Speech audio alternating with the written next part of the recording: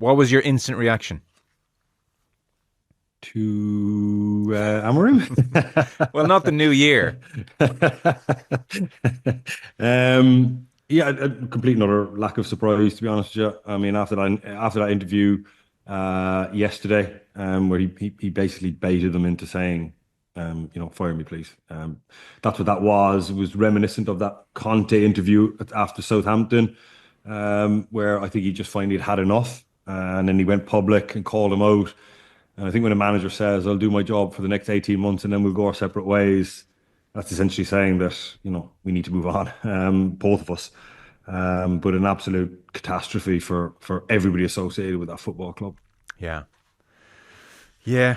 Um, if he hadn't baited them, they would have stuck with it, I think, a touch longer. Like, the football has not been inspiring, but it hasn't been inspiring for a long time. Yeah, like I mean, listen, you can fixate on the last week or so and the interviews and the fact that he wasn't happy and the change of system. But I think you can go right back to the start of this and go back to, Jim Ratcliffe getting control of football or organization really when he came in and brought in Omar Barada and Jason Wilcox, and all of a sudden that middle management that I thought that there was never any of that there. All of a sudden now you have two, and they swooped in and got one from Man City, and obviously Jason Wilcox as well, who would have a very good understanding of the game. And they were brought in to sort out these types of messes. Dan Ashworth was brought in as well. And when you go right back to the start of this, I mean, the appointment in itself was crazy, And Dan Ashworth left the football club. I still maintain because of this, because he's a football man who puts in place systems like Brighton have, where there's continuity, where if somebody leaves, it's okay, somebody else can come in, and it's the identity of the club remains. And Manchester United have been all over the map in terms of what their identity is the last few months.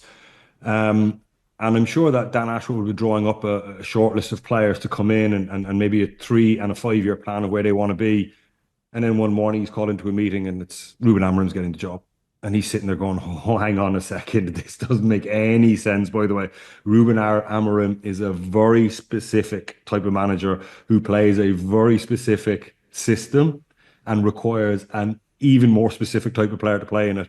And when I look at our squad now, we might have maybe one player that can play in the system to make it successful. So I now need to put all my plans in the bin and I need to recruit 16 new players. And that 3 year plan that I was hoping to do was probably going to be stretched out now to God knows what, because we need to move players out now as well.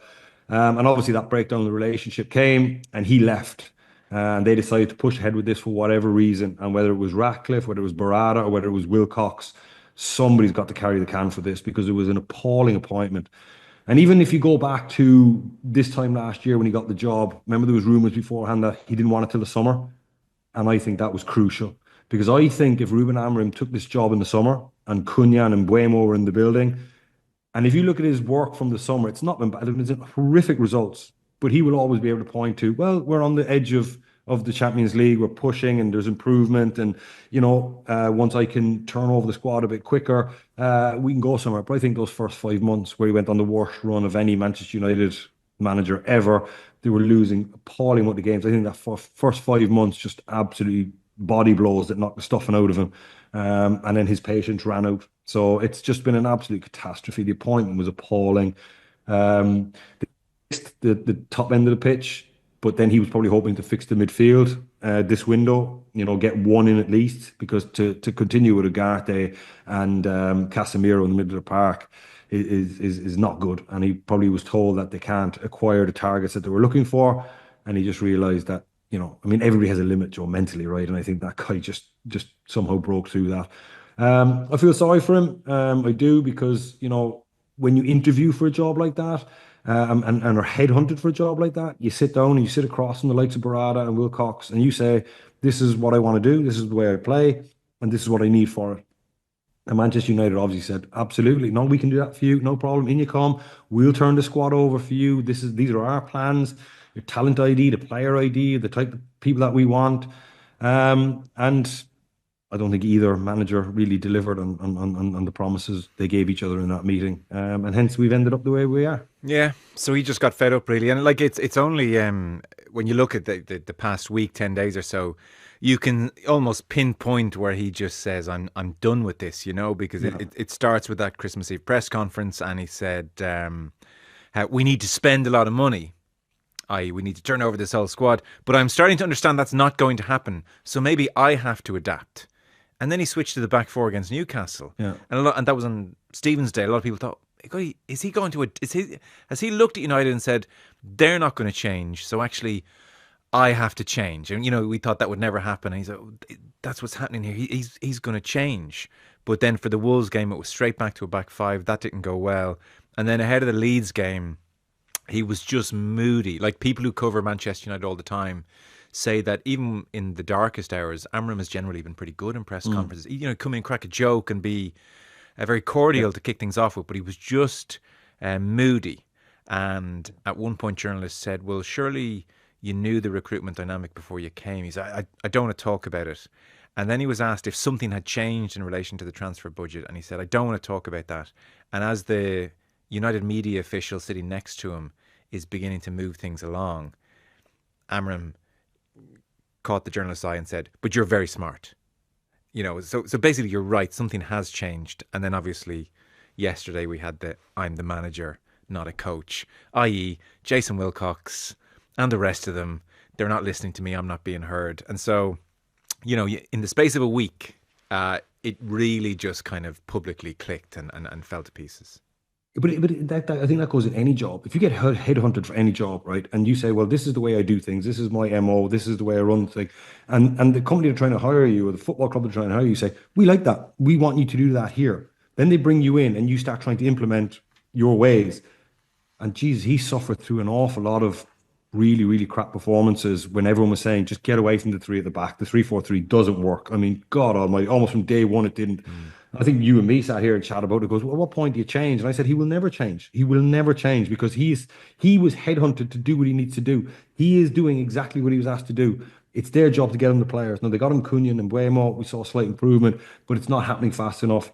The breaking point was exactly when I went to four at the back. Because when I saw that, I went, Jesus, like, what is, of all this time, why now? Because this has been horrific since day one. Why now? Why all of a sudden, 12 months after your appointment, have you decided I can't do this? And I think he was told, you have to do this. And then you get the dynamic of us, why did you hire me then? If you're now saying to me that I have to play four at the back because 3-4-3 clearly doesn't work, right? Then he gets to say to them, and these are the meetings that were taking place. Why did you hire me? When we sat here 12 months ago, I told you this is what I play, and you're going to get me the tools that I need to. So you're now asking me to change. And they said, "Will you change or we're going to fire you?" So he probably went, "Okay, fair enough, I'll change," but then went back straight away to his original system. And then that's it. The trust is broke. So they've obviously said to him, "You need to change. We don't trust you anymore. We don't trust what you're trying to do." And Dan Ashworth has been proven right, taken 12 months. And I would pay good money to hear an interview from Dan Ashworth right now. I know he would never tell you the truth anyway, but he's probably sitting there, or he's probably texted someone at the club and said, "I told you, this was never going to work." And they've just wasted 12 months, God knows how much money, in the revitalization of Manchester United. Yeah. I'd say naively they thought it just would have been better than it was. He'll cobble it together. He can coach it. They'll get better at it. This for the first 2, 3, 4 months when it was like looking really poor, there was this sense, well, the players will take them a while to get up to speed. I presume the club naively thought that was the case because it's interesting. As is going to happen now over the coming days, the behind the scenes reports are starting to come out. So, for instance, even in the last few days, it was reported that Christopher Vivell, he's the head of recruitment at Manchester United, he was in a WhatsApp group with the club's hierarchy, and back in August after the Fulham game, he was texting the hierarchy saying, "This 3-4-2-1 is too predictable. This is not working." They were the reports. So that, those first 5 months were so damaging. Start of a new season, Fulham again kind of outdo United, and the hierarchy are already there starting to say this isn't working. I want to know who suggested Amorim and who got to Radcliffe. Who was the person that sat Radcliffe down? Because ultimately it's his decision, right? He's the one. He's the man that calls the shots. So who got to Radcliffe? Was it Barada? Was it Wilcox? Or was it an agent? Was it somebody sold him this dream? Somebody said to him, "Ruben Amorim's your guy," and Radcliffe obviously rode in behind it. We will never find out the dynamic of what that is. I mean, what we're going to see over the next couple of days and probably the next week, Joe, is the blame game. Because you watch the people behind the scenes now trying to point the finger. It wasn't me. It was nothing to do with me. In fact, I was sending these messages back in August, Right, I didn't do that. So this is the stuff that's going to start creeping out now. The agents of all these people are going to start trying to shift the burden of responsibility to somebody else. Someone's going to carry the can for this. They have to. It has to be Barada or it has to be Wilcox. Now, if they don't go, then you could probably assume that it was Ratcliffe made this decision and who got to Ratcliffe. Like, because if Barada can actually go back to Ratcliffe and say, well, we all kind of told you this, Dan Ashworth told you this, where did you come up with this? Then who was it? And it was probably an agent, somebody, a super agent, or somebody said to him, Ruben Amorim's your guy. Like, if he brings this in his system, it's amazing what he can do. And that dream was sold to him. And it has been an absolute catastrophe from day dot. Yeah. And his inexperience, his naivety has shown up there, Radcliffe. Fair play to Dan Ashworth for standing on principle because he would have been in an incredible financial contract or financial package to leave Brighton, to leave Newcastle. And I promise you, it would have been huge. Fair play to Dan Ashworth. I got a lot of respect for someone like that Yeah. that would just stand on principle and say, this is never going to work. I'm out of here, guys. And he knew. So he's probably the only one that comes out of this looking Yeah. remotely good. It's true. And very tempting for him to say, oh, God, okay, I'll let them learn the hard way and then we'll get rid of Amorim in 18 months. Yep. And then I'll still be at Manchester United and I'll get Yep. to turn the thing around. So, I'm sure someone said to him, listen, Dan, okay, they haven't listened to you this time, but stay in situ. When this blows up, then they'll all turn to you and say, God, Dan, you were right. Lead us forward. But Yeah. he didn't hang around, did he? No, he did. And I'll tell you, not many people have that level of belief in their principles. And that, like, he knew, and he's an intelligent. You look what he did at Brighton, went in at Newcastle. He's obviously the number one in the business at this. And he just thought, this is a calamity. Like, this is just not going to work. Like, this is going to be the worst 12 months and it won't end well. So he doesn't need to say anything now because the situation speaks for itself. His reputation is enhanced perfectly. Yeah. So, like, what an unmitigated mess then on United's part. It just copper fastens the sense, really, since 2013, that they're pretty much the worst run club around. Yeah, but this was supposed to change. That's why we go right back to Ratcliffe. The Glazers are probably sitting in Florida now going, oh, this is great. There's no more Glazers out signs. Like, I mean, we still own half the 50% or 49% of the club. We got an absolute king's ransom off Jim Radcliffe and we're just going about our day. And I think the Forbes list was released recently of like the most valuable sports franchises on the earth, and the only two football clubs in the top 10, I think, are Real Madrid and Manchester United. So they're still a behemoth off the pitch. They're still like the second most valuable football franchise in NFL teams and a couple of NBA teams. So the Glazers have come out with this brilliantly as well. Like, they've shifted all the responsibility onto Ratcliffe. It's his first gig. He employed Barada, who had this job at Manchester City and obviously had this reputation. He employed Wilcox. Somebody somewhere has got this catastrophically wrong. How do you assess Amorim himself then and the job he did?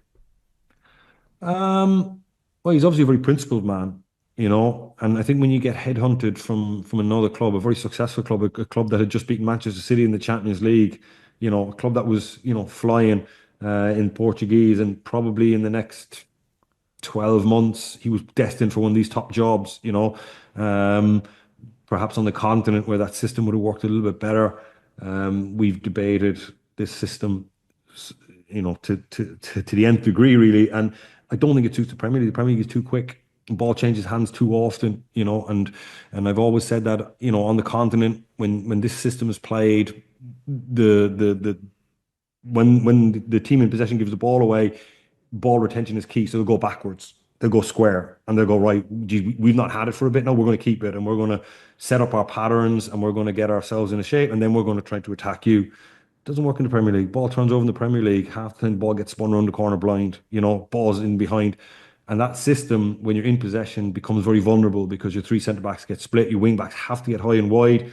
So, like I said, we've gone over that at length. It's not a system suited to the Premier League, unless you can counter-attack brilliantly. And I think that was probably the bit that really went well for Man United this year with the addition of Cunha and Mbeumo, that they were able to counter-attack. So when they did get pinned into that flat five really deep, that they were able to counter-attack very, very quickly. And it was mainly in Mbeumo, to be honest with you, because the ball got into him, it stuck, he got turned, he stuck that big arse of his into defenders and rolled them. And then you had pace of Cunha getting up and joining in. And they caused damage. But with Mbeumo out of the team now and away at AFCON, that weapon is gone. So it's kind of drifted back into the kind of formation that we saw from January 2025 to the end of the season, where they couldn't really get out of that flat back five, and that's what you've seen at the minute, and that's what you've ended up with draws against the likes of Wolves and stuff. Yeah, they were terrible. And so But can I put it to you? So I look, he's principled, and that's fine, and he's got an ideal system that he believes in, and that's fine. But at a certain point, he took being principled to like levels of parody. He took being one-dimensional Mm. to the level of parody.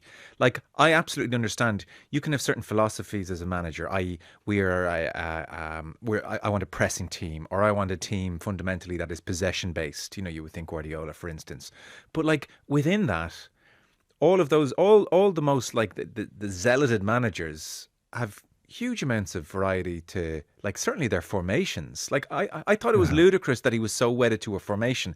I think you can have a philosophy of play, but within that to have no adaptability and to like signpost it for every manager of the league. We're playing exactly this way, no matter what, every single game. Like even just watching last night, for instance, Jamie Carragher was doing a piece in Brentford, and Keith Andrews is doing so well. And Carragher's like, "Oh, it's interesting. Brentford went with a box midfield for the first time pretty much all season last night." Like, and these are just small shifts that managers Yeah. do all the time. And Amorim's like, "I won't change for anybody." And I've said to you several times on the show over the last few months, I could learn one system and just say that's my system. I believe in it, and you know I'm principled, etc., and never change it. And I could go in and do what Amram did. Obviously, Yeah. I'm exaggerating, but you take my point. I've got one No, no, system. absolutely. It's You're all I right. do. I'll never adapt. I'll never change, and everyone else is wrong, no matter what's going on here. I just thought like it was an awful tenure on his part. Like Yeah, look, shocking. he doesn't come out of this with any credit, like because of this, because everyone's looking at him and going, "You are so fixated on this," but because he was so successful at Sporting with it, and he got headhunted, so it was like, "This is what I do. You've hired me to do this. If I now change, then like I'm not doing the thing you hired me for." So it's almost like a stubbornness of like, "Well, why did you hire me then? I told you when you flew out to Lisbon to meet me this time last year. I told you this is what I do. This is what I'm going to do." You haven't said to me, "Can you come in and sort out this mess, please? Can you just get a formation that gets us back into European places? And year one, we're going to do X, year two, we're going to do Y, and we're going to progress this slowly." They went to him and they said, "We're going to pay you an awful lot of money and we're going to pay your get out clause at Sporting. We want you to do this." So then it's very, very hard for him to come in and then go, "Well, you asked me to do this." No, he probably should have way sooner changed.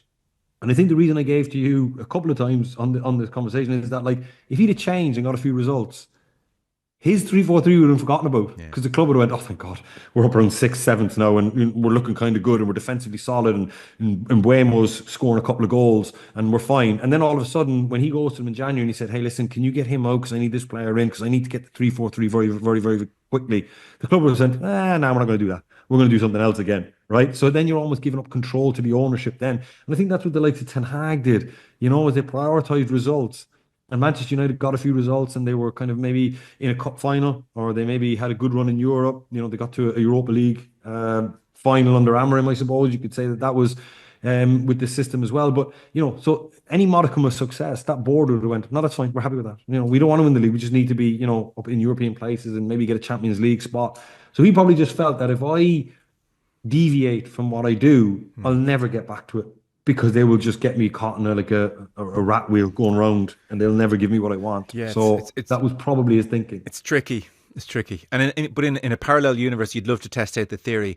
Well, look, get in there, start getting results, and grow in stature, grow in power, grow in influence, earn their trust. Like in some respects, you look at the signings, and like Mbuemo's been a great signing, Cunha, great signing, Sheshko, jury very much out. Dorgu was like a 30 million. Maybe he could do a job at wing back for us. We'll see. Can't really. The way they've signed players has future proofed against Amorim being sacked. They haven't gone all in on wing backs. They haven't actually said, what does this guy really need to put his system in place? And they haven't gone in there. They've bought players that if this doesn't work out, we can use them. It's And horrible thought. it's a horrible, but it's true. Like if they really believed in him, they would have said, right, wing backs, we're getting the most expensive wing backs in the world, and the next manager only wants a back four, mightn't be able to use them in the same way, but so be it. But I think I think you're giving United's hierarchy way too much credit there, maybe I Joe. am, but the point is, if once it started off so badly for him, he was in a complete position of weakness. Almost within 2 months. I think he was in a position of weakness. It's why as soon as he came out this week with this stuff, like he's not in a position of strength to call out the hierarchy, like you're gone. So I just think in a parallel universe, yes, your point is very, it's hard to argue with what you've said, that if he goes in and he throws out his principles and things go okay-ish, then he'll find it harder to get the signings he wants over the line. But I still think at a certain point, like, football is not always logical. You need the crowd to believe in you. You need the world at large, when you're Man United manager, to believe in you. You need the people in the club to see that you're made of the right stuff. Get results, get a bit of momentum, and then at the back of your mind, always be pushing towards working towards your vision. But like, straight out the gate, he was just like, he was in quicksand. Yeah, but I think this window was obviously crucial. There was meetings in December, probably meetings all year, and he would have said, "Look, we sort of the front line in terms of Sesko's been an unmitigated disaster, but we've got Cunha and we've got Mbuemo, right, and that's okay. So the next area we need to sort is the midfield. Like, you need to get me a certain profile of player who can cover a certain amount of ground at a certain speed, continuously, won't be injury prone, and I can rely on that midfield player, because that midfield of Ugarte and Casemiro was an absolute, again, an unmitigated disaster. It didn't work. It'll never work in that system. So he probably had his head set on, like, I'm getting one midfield player this window. I'm getting somebody. And it didn't happen. And they just went, well, what's the point? I can't keep going on like this, because, I have no control over this team. We're going to lose games. Yeah. And I don't really want to switch. Well, he did, I suppose, invariably for one game. That was probably just to placate whatever ownership or whatever he was being demanded of him. But then he realised, okay, I flinched. I blinked first. I changed my system. I'm never going to get anywhere with this. And, he was prepared to die for his principles. Okay. Where do you think he'll pitch up? What level manager do you think he is? Well, I know this is going to sound very crass, but he's walking into Manchester United an awful lot wealthier than when he walked in. So, I mean, he financially, he's, and I'm sure when Man United put that to him, that, like, either you take it now or you don't take it at all. We're not giving you till the summer. His agent was probably saying, pal, just take it, will you? We're going to get 20 million quid here, right? And if you turn this down now, you're going back to your Sporting contract, which would have been brilliant anyway. But, like, the agent's saying, and you're still only young, how old is Amorim? 40, 39, 40, yeah. Then they're going to say, look, you're still young enough. And Manchester United has become such a basket case that it's not really going to affect your reputation. Like, a lot of managers have come and gone there. But let's just go in and worst case scenario, we'll be an awful lot wealthier. That might sound crass, but that would have been part of the conversation, absolutely. His agent would have been saying that to him. He's still young enough, and I don't think Manchester United does anybody reputationally damage anymore, because everyone understands what a basket case it is. So where does he pitch up? He could go back to Portugal and get one of the big jobs there. He could pitch up at a Villarreal or Sevilla, in Spain, a club that's going to be competing in Champions League or expected to win Europa League type teams. So I would imagine it would be one of those teams in Spain or Portugal where his system and his style will suit them. And then when they get into European football, that's where he'll go. You think Unai Emery type stuff, didn't work out from Arsenal, but rebuilt himself in Spain. I would imagine it'll be that path, to be honest with you. Darren Fletcher till the end of the season seems to be the word. Yeah, I thought about that this morning. I thought Michael Carrick possibly, or Solskjaer might get a phone call. But it'll definitely be an ex-player, just to placate the fans, and just till they sift through the wreckage here. But that would be the smart thing to do, is just get somebody in on a temporary basis, sift through the wreckage, and realise, okay, we all made a pig's ear of that. We need to, get a firm plan in place now of the direction and the ethos, and probably the same conversation we're having this time last year before they hired Amorim. But there'll be something like that, yeah, and they'll switch to back four and get three in midfield to help out the players that haven't got legs, and then they'll hopefully get some joy with Sesko as well. But yeah, that's it. Yeah. All right, the madness continues there. There is a sort of a parallel. I guess you would have played at a time where this was beginning to happen in a big way. Sort of a parallel with Maresca and Chelsea. Maresca, well, it's not even clear actually. There's a legal dispute actually, I think, over whether he resigned or whether he was sacked. So there's money at play there. Chelsea went with parted company. So he went on New Year's Day, 18 months into his contract. And again, there's a lot of briefing going around. There was a very good piece by James Ollie on ESPN. So it seems Maresca just was increasingly fed up with the level of input from everybody outside of, well, him and his support staff. There are apparently 5 directors of sport at Chelsea. They all have input after games. And it seems the medical department was frustrating him as well. Straw that broke the camel's back, maybe, when he talked about having the worst 48 hours he'd ever endured, which was about 19, 20 days ago. Apparently that was in relation to a long-running dispute with the club's medical department, which at Chelsea very much operates independently of the head coach. So there were several times, reportedly, I mean, Maresca may well deny this, where he disregarded recommendations made to him by the club's medical department, was returning players, kept players returning from injury were kept on the pitch longer than advised. Apparently, Reece James had played very well in midfield. He wanted to play him again the next game, and the medical department said no. And he was just frustrated, felt he should have had more say in the whole thing. Like, it ties in with that manager head coach thing. You played around this time. I guess clubs became just too big for an Alex Ferguson type figure to run everything. But I don't know, did you have a feel, like, did you prefer when there was just like a real alpha who was effectively really in charge, or that more communal, collegiate type approach? Well, whatever system you go, somebody has to be in charge, right? There has to be a boss, and you have to feel like when a player goes and speaks to the manager, that he's not speaking to an empty vessel here, and this person actually has some control. But I understand the way it's gone, and these owners that come in are spending vast sums of money, and they don't want to just spend this money and then sit on the sidelines and this be run without them. So they want some sort of input. I was a QPR in 2008 when Flavio Briatore and Bernie Eccleston bought it, and I think that was an extreme, and by the way, an extreme version of it, where not only did they want to have the directors of football to have an input, they directly had an input. Like, they showed up in changing rooms, and made substitutions, and they were forcing these issues on the manager because they felt it was their club. That's been well documented. It's funny now, Joe, at the time it wasn't funny because your playing career. I remember once I got called in by Paulo Sousa, was the manager at QPR. I remember I got called in, and he said to me, I was playing quite well at the time, and he said to me on a Friday, he said, "I'm going to have to leave you out." And I was like, "What?" And he went, "Yeah, look, I'm really sorry, but the owner wants to make 6 changes, and I can't give him all 6, but I got to give him 2. And I feel tomorrow I can do without you. So sorry about that." But Jesus, remember Ian Dowie got sacked on the training pitch because he was told to pick a certain team. And on Friday morning we were doing team shape, and he handed out the bibs. And Flavio Briatore was at the training session, and then when the training session finished, Ian Dowie said it to me that, like, he goes, "I'm going to get sacked here." And I said, "Well," and he said, "Oh, well, yeah, because he wants to play a certain team, and I've handed out the bibs of starting 11." So that is an extreme case of things that happened. It's not pretty. It's not nice. But I suppose as long as everybody has an understanding of what the rules of war are, when you take a job, the owners will say, "Look, there's 5 directors of football, and you got, one is responsible for the medical department, one is responsible for recruitment, one is responsible for, you, right?" So I don't know if that was there when Maresca took the job, because they own a whole host of clubs, right? And they obviously have this model implemented right across their family of clubs. So I think when managers take jobs, if the parameters are explained and you take the job, then you got to work within that system. It's when it changes mid-job is when you got a big problem, because then you get to say, "Well, hang on a minute, I wasn't told this." Now, the medical department one definitely became more and more, even when I was finishing up, like, they pretty much called training times, distances, numbers, the whole lot, right?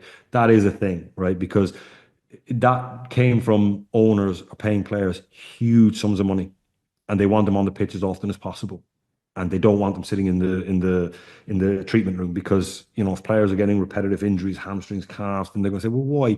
Then it kind of falls on the physio's head. And I think everybody is looking for accountability, right? And if a player keeps getting injured, the physio needs to be able to say, "Well, I told the manager that this, otherwise the physio gets sacked." And I think Chelsea have gone through a number of physios, because the physio needs to be able to say to the owner, "Well, I told him he should only play 60 minutes here. And we feel that his repetitive injuries are coming for, when he gets into certain zones in his heart rate, or certain physical conditions, these are when the injuries are occurring," because they're always trying to predict injuries and manage loads of players and stuff. So everybody's trying to protect their little patch, right? And the physio doesn't want to, just hand it over to the manager, and the manager doesn't want to hand it over to the physio. There needs to be collaboration in that. Obviously, the manager didn't want to collaborate with the physios. He felt that Reece James wanted to play. Like, I remember times there was physios would say to me, "Look, I don't think you should play." And I'd say, "No, I want to play." But then I would always say to the physio, "I'm going to see the gaffer." Right? And then I would go and see the manager, and I would say, "Gaffer, I want to play tomorrow." And he's like, "Yeah, but the physio said no." And I said, "Okay, it's my responsibility. If I get injured, it's me." And then I think the physio was comfortable, because what the physio didn't want to do is have to say, "Well, I don't think you should play tomorrow." But I've put my opinion on the table, And if he does get injured, I've said he shouldn't play. But then I took responsibility for that. And I said, no, I'm playing tomorrow, like 100%. And then the gaffer would say, well, that's fair enough. Because when the owner comes knocking and says, why is he injured again? People need to be able to Yeah. explain. The physio needs to be able to say to the owner, well, I told him they shouldn't play. And the gaffer would say, well, he came and saw me and he wanted to play. So it's not my fault. It's not my responsibility. And I think that was kind of the way I used to do it. Or that's the way I would say, look, I'm ready to play and it was my fault. And then I'm the one that comes under pressure then, you know what I mean? So it's a murky world, Joe, of Yeah. responsibilities and, a lot of moving parts in that world. Yeah, it feels and it feels relatively new in football, and so there's still a scramble as to how who overrules who on certain things, and obviously, and that's personality based as well. If you have a very strong physio and a weak manager, and vice versa, then the Yeah. balance of power there is going to shift. It's very hard. It strikes me in football to have it written down on paper and say this is how it works, and I then would say that the physio and the manager probably didn't even speak. The physio went to his director of football, and the director of football went to the manager. mm, So like they probably weren't sitting across from each other. Whereas at least if you got the manager, the player, and the physio in an office on a Friday morning, right? Three yeah. people can have it out in front of everyone, And that's where right? the owners are a bit like, that's less structured, that's less HR managed. There's too much room there for personalities to dictate the end Yeah. results. So that's why, no, physio, you talk to director of football, you relay the message to Maresca, and then Maresca can't get at the physio and convince him. Yeah. And then we don't have Damien Delaney sticking his head and saying, no, I can play, you stay out of it. And so, this is Yeah.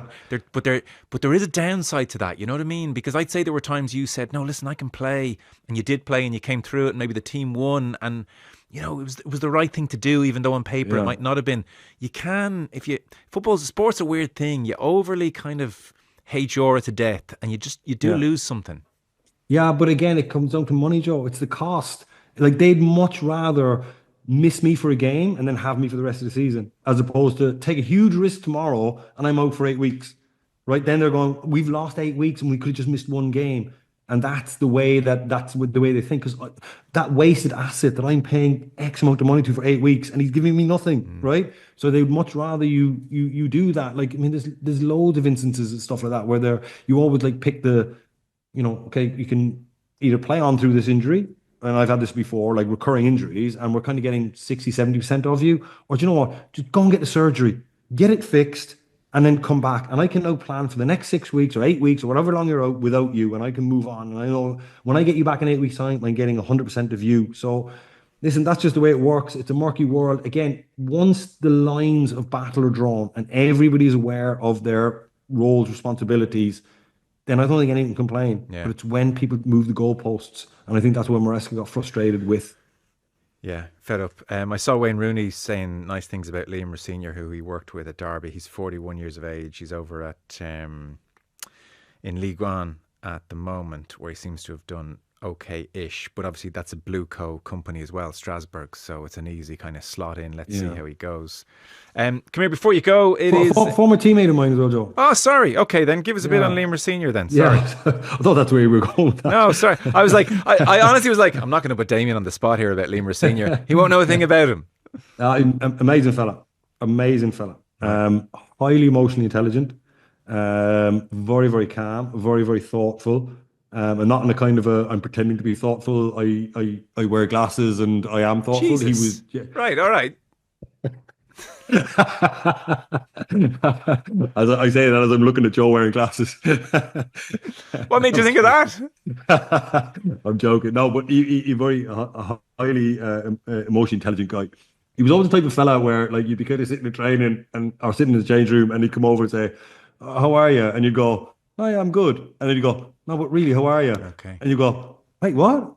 Do I not look all right?" And like I used to get paranoid. And he goes, "Oh no, honestly, man, just how are you? And you all good? Like everything okay at home? You feel like tired." So he's the type of guy that I always that he's definitely going to be a manager, like 1,000,000%. Like his dad was a manager at Torquay, Leroy Rosenior.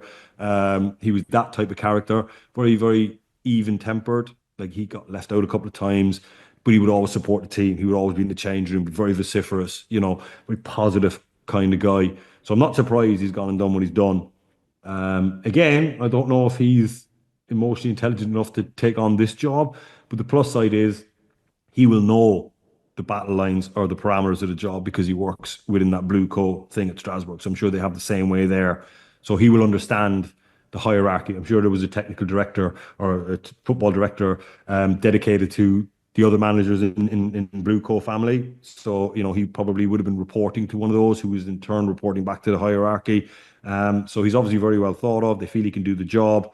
He understands the workings. So when he takes that job, there's going to be no surprises. It's not like, he's going to walk in day one and go, hang on a minute, how many directors of football? Hang on a minute, the physio does what? Yeah. So he understands the way they operate. So from that point of view, it should be a success. The players will gravitate to him because he's got that type of personality, especially young players. I could imagine him very good now with the younger generation of players that have come out of academies and are kind of shaped, that their feelings do matter, as opposed to people like me, where I had managers where like your feelings don't count here, and we're just going ahead with this, right?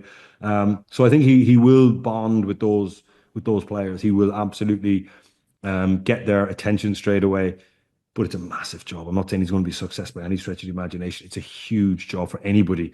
They got Champions League coming up as well soon. So there's a lot to take on board for him. But I'm delighted for him because he's a great guy, and I had a lot of time for him when I played with him. Where did you play with him again? I was at Ipswich with him Ipswich. in 20, I don't know, 2009 or 10 maybe, Okay. around that time. And obviously playing against him for a number of years because he was at Bristol City and teams like that as well. So, but a great guy, really, Yeah. really good guy. A bit like Amorim. I'm sure it's a nice payday for him as well. There's a bit of that going on. I didn't want to bring up money twice in the No, but pot, like, but I think there's an element of that as well. Where we're like, I could take this job, and if it doesn't go well, yeah, it's I'm five, leaving six, an awful lot seven, wealthier. 7, 8 million in the bank, and life's a lot better. Yeah. Pat Nevin, for instance, and this will be the perception of Rosenior, whether he likes it or not. He said they'll get someone in. I think this was maybe before Rosenior was announced, but they said they'll get someone in who is young and easy to manipulate. So that would be sort of the perception, company man. But we'll see how he goes. They have 5 managers since 2022, this Blue Co company, who came in and said, we're not going to sack managers quickly. The old Chelsea is gone. Come here, just one quick one. It's 80 days away, so like we've plenty of time. But I don't like this vibe of Irish players getting injured ahead of the Czechia match. Adamida, hamstring, going to see a specialist. And then obviously December 27th, Josh Cullen, ACL, ruptured. Like the sickener for him is, it's forget about Czechia. If they get through, if Ireland get through, he's going to miss the World Cup. Horrific. But in terms of just being pragmatic for a second, the names being mooted are Jack Taylor, who's playing a lot at Ipswich now in a kind of deeper midfield role, and did start with Cullen in the game against Portugal, which they won 2-0. So he's knocking out games every 2, 3, 4 days for Ipswich. Will Smallbone suffered a big hamstring injury in October. Prognosis at that point was months out of action. There's Malumbi, who was left out in September, but came back in and did well in a couple of games. And then there's Jason Knight, who's coming back from injury. Lots of energy. People wonder if he vacates midfield a little bit or goes wandering a little bit. There's no kind of direct, or maybe there is, sorry, but is there a direct like for like Josh Cullen replacement there?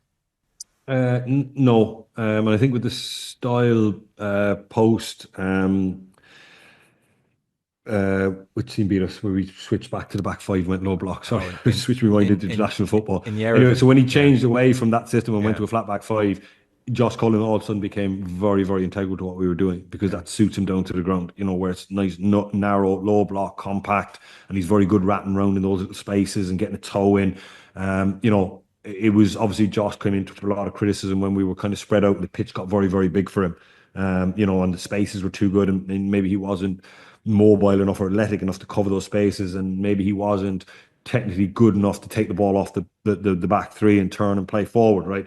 So he got a lot of criticism for that. But when we switched to a flat back five and we switched with compact midfield, a la Portugal, he is huge to what we do because that is right up his street and it suits him. So it is, and I presume we're going to approach these games in the exact same way, right? We're low block, compact, hard to beat, and try and nick a goal. That's going to be the MO for that. So he is a colossal loss for us. Huge, just from an out of possession point of view, because he's very, very good in that system. He's very, very good at doing that. And when the ground isn't too much from the cover, he's very, very good. So he's a massive loss. I don't see a like-for-like replacement. I just don't see it. Especially with, who knows how many injuries we will pick up between now and March and how many more people will be back fit. But it is a huge headache for the manager and a massive loss for us. Oh, I thought you were going to volunteer a name. Right. Well, no. Malumbi was obviously the most like-for-like available, you know what I mean? but I don't know what his situation is. Um, so yeah, look, it's I haven't got a name for you, Joy. The Right. manager's going to have to come up with something Okay. very, very quickly. I mean, it will probably be a night. And now you're saying to him, okay, you can't go wandering. You got Yeah. to sit in there. Like, you just got to absolutely sit there, and wherever your two centre backs are, keep checking where they are and keep those distances. If they drop off, you got to drop off with them, okay? Because we don't want what's happened where the centre backs drop off and the midfield don't, and all of a sudden these huge spaces are appearing. So your job is continuously, Nathan, where are you? When he drops, I drop. And that 10-yard box is always maintained, Because whether it's on the edge yeah, of our own box or in the midfield, you know? because there's a lot of like Knight's a nice player in lots of ways. There's almost like too much not honesty, but like too much of an ambition to work hard and to like win the ball back and do things. You know, like it's not from a Yeah. kind of laziness. Like Yeah. he's got lots of energy. You can tell he's lots of energy. And there was even like against Hungary in Dublin. It's a while back now, and it's one incident. Doesn't matter. But geez, like Soboslai saw him coming a million miles away, and a little 1-2 Yeah. around him, and they were in. But he was just because he was yelling at whoever was. Enthusiasm. Yeah, he Yeah. was saying to somebody, "Press, press," and then it was his Yeah. turn to go, and he went, and Soboslai was like, "Mm mm mm." Yeah, yeah, So yeah. it's just Yeah, those listen, moments. they're his instincts, you see, and that's a danger when you play a player with those instincts in that position where Josh Cullen is, because his instinct is always to stay, protect. Yeah, You know what I mean? If I get this wrong and it's on the front side of me, I can recover.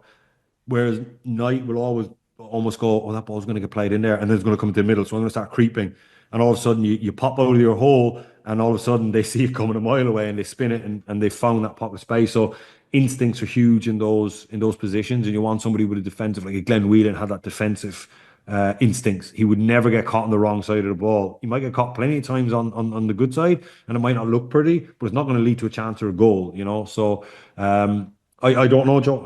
I'd have to think think about about it. that. Okay. And the managers probably and staff are probably having an emergency meeting about that as we speak. Yeah. Okay. Well, it's 80 days away. Um, Brilliant stuff. Thanks so much. Happy New Year. Thanks, Joe. Happy New Year to you guys.